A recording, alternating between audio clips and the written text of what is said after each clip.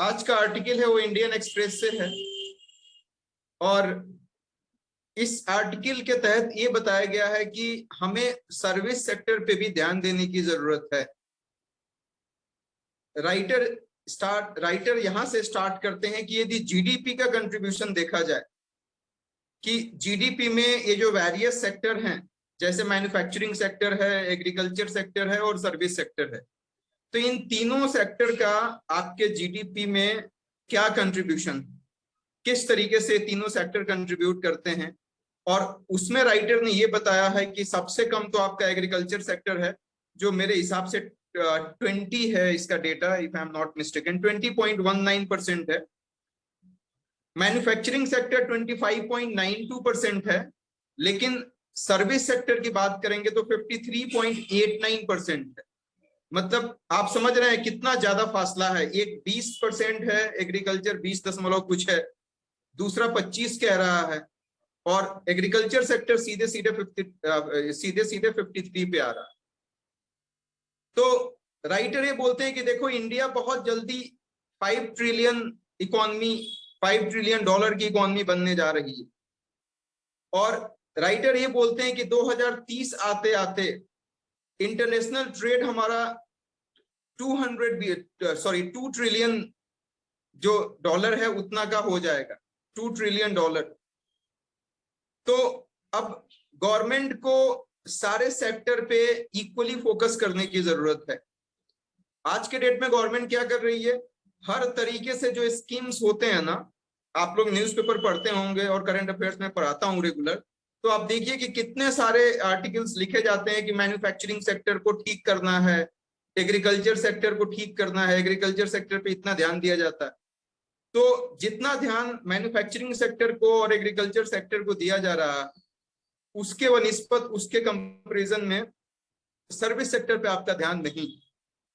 Writer तो ये भी बताते हैं कि दोनों को मिला दो, दोनों की जीडीपी को मिला दो, मैन्युफैक्चरिंग सेक्टर और एग्रीकल्चर सेक्टर, तब भी वो सर्विस सेक्टर के बराबर नहीं पहुंचता है और नहीं पहुंचेगा। एक में 20 है और एक में 25 है, दोनों को मिलाइएगा तब भी नहीं पहुंचेगा, 50 तो नहीं पहुंचेगा, इसका 53 है, 53 है। तो राइटर एक और एग्जांपल देते हैं। राइटर ये कहते हैं कि एक अच्छी खबर है कि लास्ट फाइनेंशियल ईयर में $400 बिलियन का एक्सपोर्ट किया हमने, किसमें, मैन्युफैक्चरिंग एंड मर्चेंडाइज और मर्चेंडाइज एक्सपोर्ट में। मर्चेंडाइज मतलब गुड्स का सेल जो होता है। तो 400 बिलियन का हमने एक्सपोर्ट किया, $400 बिलियन का हमने एक्सपोर्ट किया लास्ट फाइनेंशियल ईयर में, जिसमें 2021-22 इन्होंने लिखा। लेकिन $600 बिलियन का हमने इंपोर्ट कर लिया। एक तो अच्छी खबर थी कि आपने $400 बिलियन का एक्सपोर्ट किया, लेकिन $600 बिलियन का आपने इंपोर्ट कर लिया। मतलब कि यदि मैथमेटिक्स ठीक ठाक है आपका, तो $200 बिलियन का ट्रेड डिफिसिट अभी भी आप हमारा चल रहा है इंडिया के तुलना में, और ये मैन्युफैक्चरिंग सेक्टर की बात की जा रही है। लेकिन सर्विस सेक्टर की आप बात करें तो सर्विस सेक्टर में 254 बिलियन का आपने एक्सपोर्ट किया और 100 का ही सिर्फ आपने इंपोर्ट किया। मतलब 150 और 154 के आसपास हम प्लस में हैं। तो ये एक अच्छी बात है कि इतना नेग्लेक्ट करने के बाद भी ये सेक्टर अभी भी हमको फायदा पहुंचा रहा है। इसके बाद राइटर बताते हैं कि जितना सर्विस सेक्टर का हम एक्सपोर्ट करते हैं ना, उसमें आईटी और ITES इन्हीं दोनों से 50% से ज्यादा एक्सपोर्ट हो जाता है। आईटी सब लोगों को पता है, information technology. ITES information technology enable services होता है। इन दोनों को मिला के हम 50% से ज्यादा एक्सपोर्ट कर देते हैं सर्विस सेक्टर। ITES क्या होता है, इंफॉर्मेशन टेक्नोलॉजी इनेबल सर्विसेज, मतलब कि एग्जाम्पल के तहत आप समझ सकते हैं, जैसे IBPS का एग्जाम जो होता है और इसके साथ साथ गेट वगैरह का एग्जाम जो होता है, तो ये ना किसी को ठेका दे देते हैं, किसी को कॉन्ट्रैक्ट दे देते हैं। जैसे IBM को दे दिया, TCS को दे दिया। तो जो भी मल्टीनेशनल कंपनी है, सॉफ्टवेयर की कंपनी, वो कोई टेस्ट सीरीज कंडक्ट कराती है IT के एप्लीकेशंस को इंटीग्रेट करते हुए, तो वो सारे सर्विसेज ITES में आते हैं। और बहुत ऐसी कंपनी करती हैं, उनको कॉन्ट्रैक्ट दे दिया जाता है, विप्रो को, TCS को, इन्फोसिस को, कैपजेमिनी को, ये सब करते रहते हैं ऐसा। तो ITES और ही दोनों मिला के 50% से ज्यादा एक्सपोर्ट कर देते हैं सर्विसेज का। तो राइटर बार बार यही बताते हैं कि जितना इसको रिकॉग्निशन मिलना चाहिए, जितना इसको इंकरेजमेंट मिलना चाहिए, जितना इसको इंसेंटिव मिलना चाहिए सर्विस सेक्टर को, उतना इंसेंटिव नहीं मिलता है। इस पे गवर्नमेंट को ध्यान देने की जरूरत है। इसके बाद इन्होंने एक और एग्जांपल दिया है MEIS। MEIS stands for merchandise export incentive scheme. वो कहीं ज्यादा है SEIS से। SEIS मतलब सर्विस एक्सपोर्ट इंसेंटिव स्कीम, मतलब कि मैन्युफैक्चरिंग सेक्टर में जो इंसेंटिव दिया जाता है, कोविड में देखा आपने कितने प्रोडक्शन लिंक्ड इंसेंटिव दिया गया। तो जो MEIS में मैन्युफैक्चरिंग में जो इंसेंटिव दिया जाता है, उतना सर्विस सेक्टर में आपको नहीं दिया जाता है। हालांकि इंडिया बहुत बढ़िया किया आईटी में बहुत बहुत अच्छा किया इंडिया, और इसका मेन रीजन था कि गवर्नमेंट का इंटरफेरेंस काफी कम था।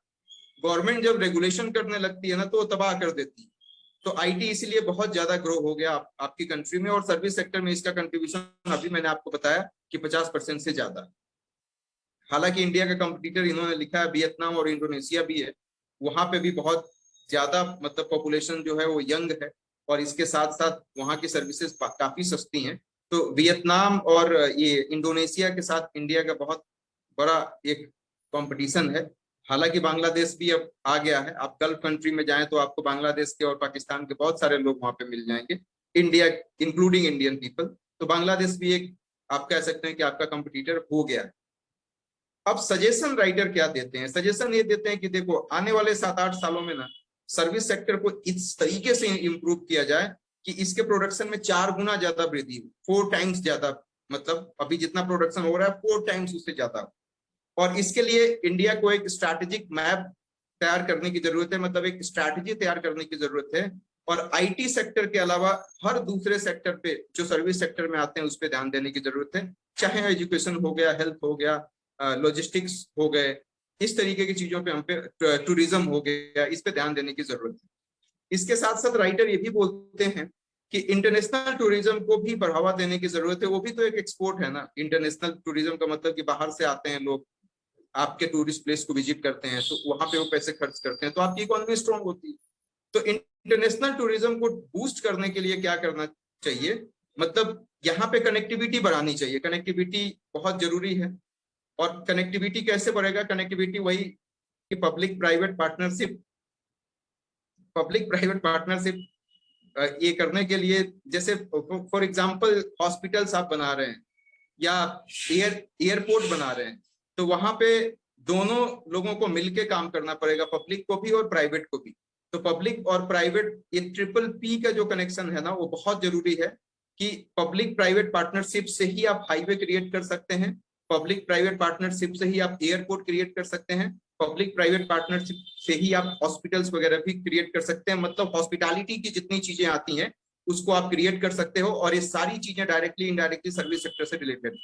तो यहाँ पे भी प्रोडक्शन लिंक स्कीम देने की बहुत ज्यादा जरूरत है। मतलब इनको टैक्स में क्यों नहीं रिबेट दे देते हैं आप? इनको टैक्स में रिबेट देंगे तो जाहिर सी बात है कि ज्यादा कनेक्टिविटी होगी। मतलब नॉर्थ ईस्ट का एग्जांपल आप ले लीजिए। नॉर्थ ईस्ट में कुछ ऐसी अच्छी अच्छी जगह है जहां पे एयरपोर्ट ही नहीं है। अभी भी ईटानगर में एयरपोर्ट नहीं बना है, अरुणाचल में कहीं एयरपोर्ट नहीं है। तो वहां पे बहुत बढ़िया टूरिस्ट प्लेस है। मैं वहां पे रहा हूँ 2-3 साल, तो मुझे पता है कि वो बहुत बहुत ज्यादा ब्यूटीफुल जगह है। वहां पे बहुत सारे टूरिस्ट आ सकते हैं यदि वहां पे कनेक्टिविटी ठीक कर दिया जाए तो। वहां पे रेलवे स्टेशन का नाम पे मात्र एक रेलवे स्टेशन है, पूरे स्टेट में सिर्फ एक रेलवे स्टेशन है, वो भी कुछ चंद साल पहले ही बना है। तो कहाँ से टूरिस्ट पहुंचेंगे? तो ये राइटर यही बताते हैं कि यहाँ पे दोनों लोगों को मिलके काम करना पड़ेगा, खास करके कनेक्टिविटी के मामले में तो हम अच्छा कर सकते हैं। इसके साथ साथ इन्होंने ये जो हॉस्पिटल्स हैं, मेडिकल टूरिज्म इसको बोलते हैं। जैसे दिल्ली में ही एग्जांपल दिया है राइटर ने कि BLK एक हॉस्पिटल है। मैंने इंजेक्शन खैर वहीं से लिया था। BLK हॉस्पिटल मेरे जहां मैं रहता हूँ यहाँ से 1.5 किलोमीटर, मैं पैदल चला जाता हूँ, कभी मैं ऑटो से नहीं गया। तो ये BLK हॉस्पिटल में आप जाएंगे, बहुत बड़ा हॉस्पिटल है। BLK हॉस्पिटल में आप जाएंगे तो वहां पे सबसे ज्यादा अफ्रीका और वेस्ट एशिया के पेशेंट आपको दिखेंगे। मतलब मेडिकल टूरिज्म की बात मैं कर कि इस साउथ इंडिया में भी आप चले जाइए, वहां पे भी बहुत अच्छे अच्छे हॉस्पिटल्स हैं, और वहां पे भी मेडिकल टूरिज्म को बहुत ज्यादा मतलब वहां पे प्रमोट किया जाता है। वहां के डॉक्टर बहुत ज्यादा क्वालिफाइड हैं कंपेयरिंग टू अदर कंट्री, या यूं कहें कि सर्विस बहुत सस्ती है, तो बाहर के लोग बहुत ज्यादा आते हैं। तो इसमें भी इंसेंटिव देने की जरूरत है। लास्ट में राइटर ये बोले हैं कि देखो गवर्नमेंट को ना मल्टीपल सेक्टर पे ध्यान देना पड़ेगा यदि इकोनॉमी ठीक रखनी है। तो आप सिर्फ मैन्युफैक्चरिंग सेक्टर पे ध्यान देते हो, सिर्फ एग्रीकल्चर सेक्टर पे ध्यान देते हो, तो इससे आपकी इकोनॉमी क्या ही बूस्ट होगी। जो जो बेटा सबसे ज्यादा कमा रहा है उसको भी तो प्यार करो भाई, जो कम कमा रहा है उसको तो प्यार करो, that is important. Agriculture sector से आपका 20% आ रहा है, मैन्युफैक्चरिंग सेक्टर से आपका 25% आ रहा है, 53% तो आपका सर्विस सेक्टर से आ रहा है। तो सर्विस सेक्टर को कैसे नेग्लेक्ट कर सकते हैं? तो गवर्नमेंट को मल्टीपल सेक्टर पे इक्वली फोकस करना चाहिए, तभी हम सबका साथ और सबका विकास का जो नारा देते हैं तभी वो सफल हो पाएगा। Thank you so much.